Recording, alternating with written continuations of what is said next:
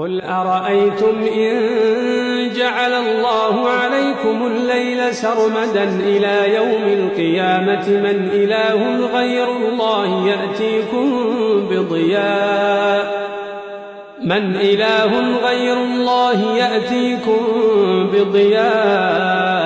أفلا تسمعون قل أرأيتم إن جعل الله عليكم النهار سرمدا إلى يوم القيامة من إله غير الله يأتيكم بليل تسكنون فيه أفلا تبصرون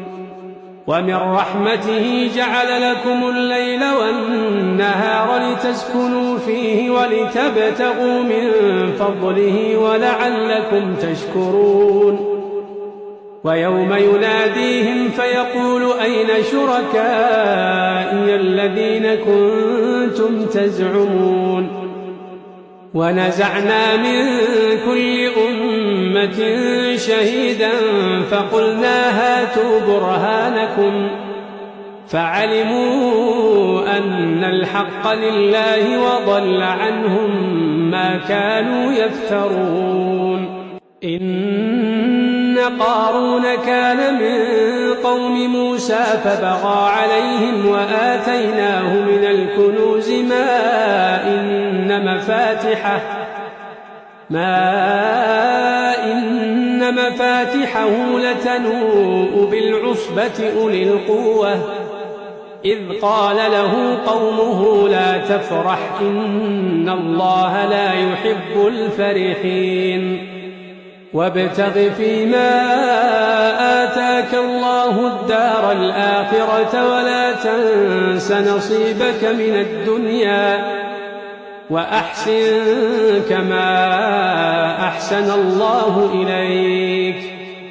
ولا تبغ الفساد في الأرض إن الله لا يحب المفسدين قال إنما أوتيته على علم عندي أولم يعلم أن الله قد أهلك من قبله من القرون من هو أشد منه قوة وأكثر جمعا ولا يسأل عن ذنوبهم المجرمون فخرج على قومه في زينته قال الذين يريدون الحياة الدنيا يا ليت لنا مثل ما أوتي قارون إنه لذو حظ عظيم وقال الذين أوتوا العلم